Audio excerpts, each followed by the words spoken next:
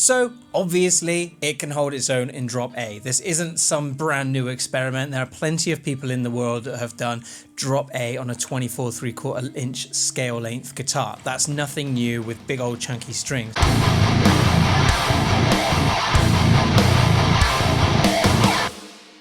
Alright, welcome back everybody. This is the Chug Nerd YouTube channel. My name is DJ. I'm a guitarist from the southwest of the UK. I've been playing guitar for about 20 years or so now. I play in a band called HollowKin. We're a modern groove metal kind of band, new metal influences, modern metal. I don't know where we sit. People kind of pigeonhole us all different. If you want to check us out, I'll leave links down in the description down below and you can go and find us on all streaming platforms. Anyway, shameless plug out the way. Today we're going to be doing something a bit fun with this Traveler EG1 guitar.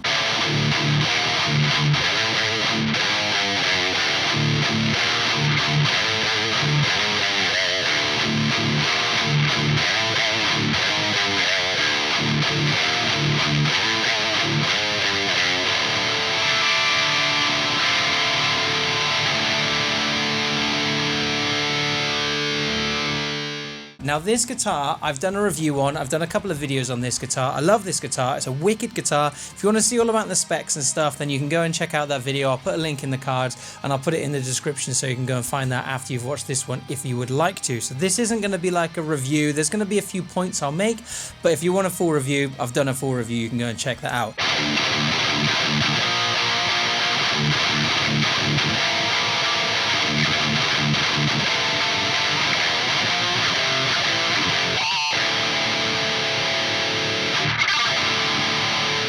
This guitar in my collection always sits in standard or drop D, and I always have on and off tuning issues with it. I said about that in my review and it's never changed. It's always been that way. The best tuning stability I've ever had with it was when I put on 11 to 54 strings, I think it was, the beefy slinkies, the red ones. I think that's the best I've ever got it. Now, we don't play in drop D or standard tuning in HollowKin, so whenever I take this away and I write with it, I always end up having to transpose anything that I write down into drop A when I get home and kind of re-record it. But I'm going away this week, I'm going away tomorrow actually, I'm going on a cruise to Amsterdam with my family and I'm taking this with me. I'm going to take my laptop with me and I'm going to play this a lot. I'm going to have this in my room so I can write with it if I want to, and I'm going to take my laptop so I can do recording. So I thought it'd be really fun to see if we can kind of combat the tuning stability issues by putting this in what we use in our band as our standard tuning, which is drop A. Drop A. Now we use 7 strings, and obviously this is a 6 string, so this is going to be tuned A, E, A, D, F sharp, B. A, E, A, D, F sharp, A, E, A, D, F sharp, B. Yeah, that's right. That's how we're going to tune this guitar up, and we're going to go and set this up now. We're going to give it a really lovely setup before I go away. So we are going to hydrate the fretboard, we're going to polish down the frets, they're going to be lovely and shiny by the time we're finished, and we've been putting on an Ernie Ball Paradigm set, which is a 7-string set, which is 10 to 62, but we're going to ditch the 10 and we're going to go 13 to 62. I'm going to see how it holds up. So let's roll the montage and see how we go.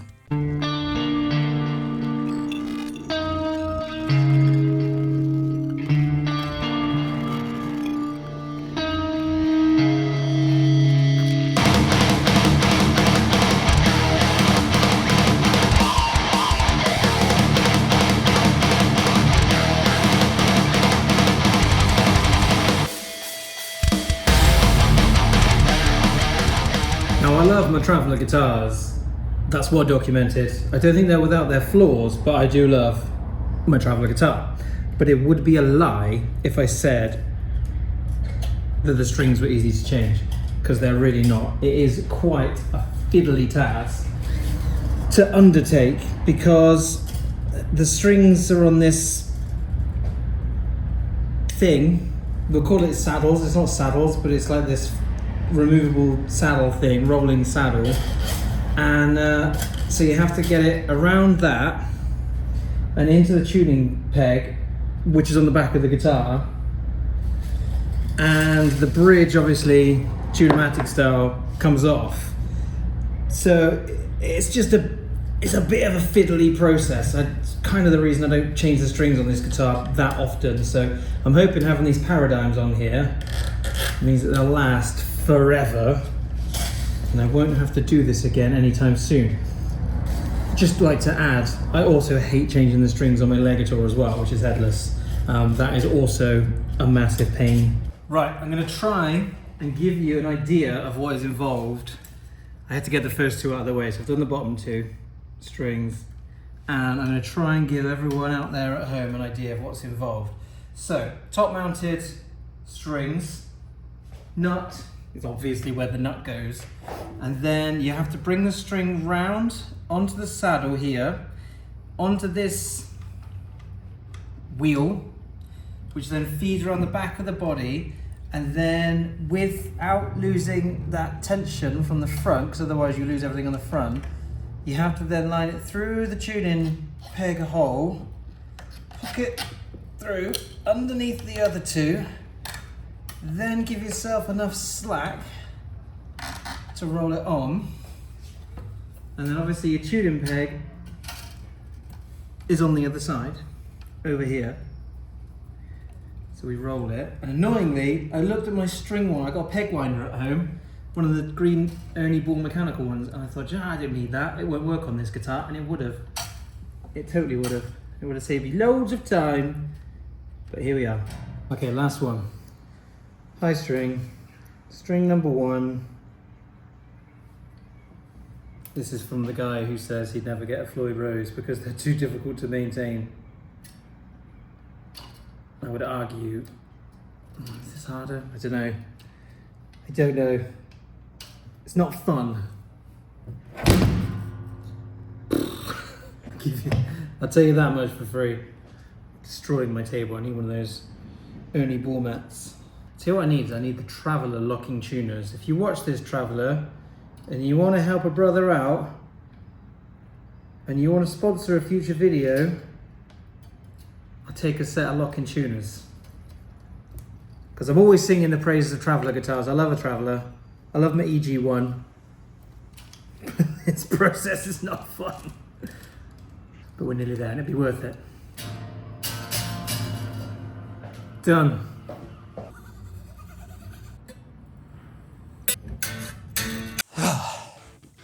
That was not very much fun.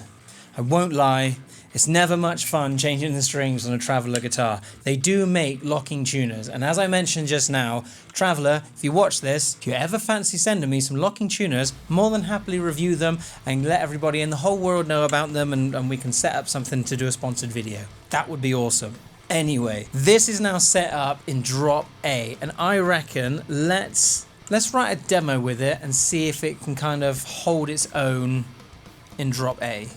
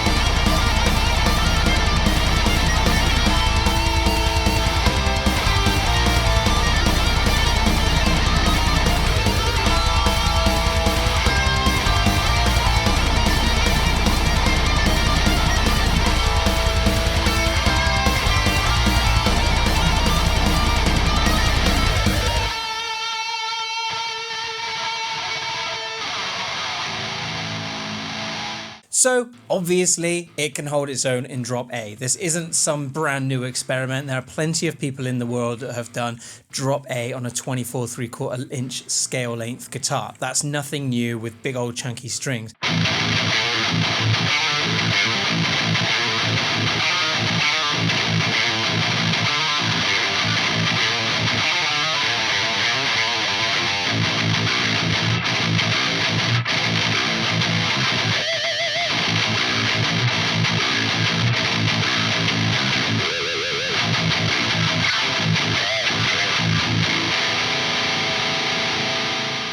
point of this video was to see if this particular guitar could handle it based on the tuning issues that I have experienced in the past. The tuning issues aren't something I've ever been completely put off the guitar by. It's not bad enough that I would ever sell it or get rid of it. I really, really love this guitar. I really enjoy playing it. It sounds great. The pickup in it is wicked. The electronics not so much, but that's mentioned in other videos. But I really enjoy playing the guitar, and I just wanted to see if changing the tuning right down to drop A, putting on some massive railroad track strings on it would kind of help give it more tuning stability.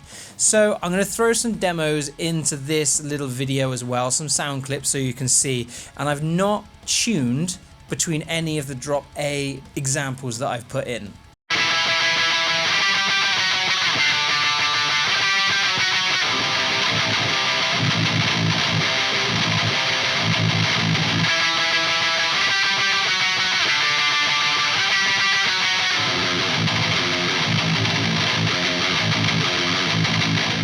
Just as a control, you might see behind me, it might be out of shot, I'm not sure, I've brought my PRS SE SVN Mark HollowKin signature 7-string guitar. That's one of my main guitars that I use in HollowKin. I've just been in the studio with the band, and that was one of the guitars I took, and I recorded a couple tracks with it. So it's a sound I know, a sound I love. It is thick.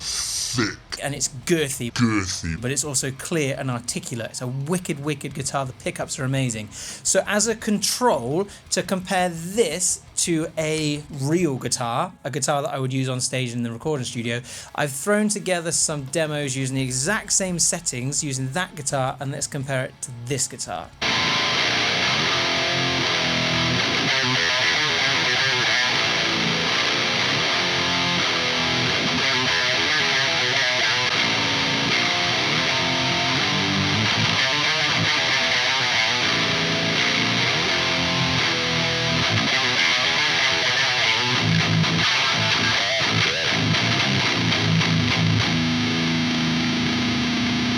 So absolutely no surprises. This wasn't like I said, a brand new thing that no one's ever done before. This was just a bit of fun before I go on holiday, because I'm taking this with me. It needed a new set of strings and I fancy doing something different. So yes, it does hold up well in drop A. I will be interested to see how it handles all the different humidities and temperatures that it's going to go through over the next few days while I'm away, because we're going to be on a boat, we're going to be at sea, there's going to be different humidities, there's going to be different temperatures and aircon and on the balcony and all the rest of it. So it'll be interesting to see how this holds up with the neck and stuff. It's normally really solid from the truss rod perspective. In fact, I don't think I've ever adjusted the truss rod. Touch wood.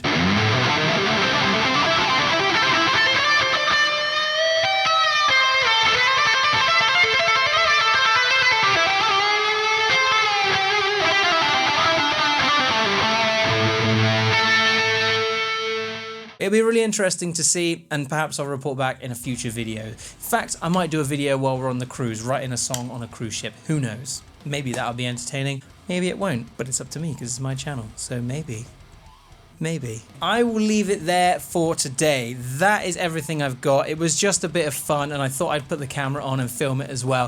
If you've got any thoughts on anything that I've done today, please get them down in the comments. I genuinely love having a chat with you down there. And if you've got any opinions on this, then that would be great. You can share them. If you've got a Traveler guitar, I'm always super interested to speak to other people that use Traveler guitars to see if they have any tuning issues with their guitars, to see if they've combated them in any way. I mentioned in my other Traveler video that I got a buddy on Instagram, and he actually did away with this whole rolling saddle bridge thing down the bottom here, and he put on like almost like a hardtail headless bridge that kind of sits on the top, and it sits and then you tune from down here, and he says that's always fixed the problem. So I've got one actually, funny enough, in my Amazon shopping basket, and I might pull the trigger on it and put it on and then let everybody in the world know if it fixes all the tuning issues.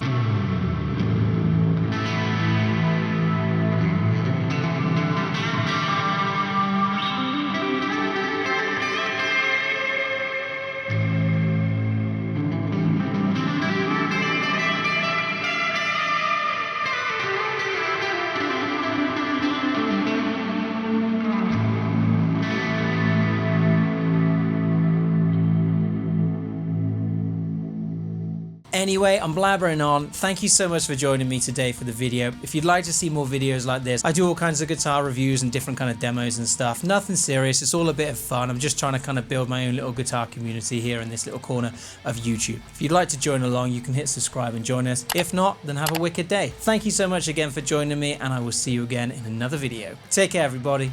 In a bit.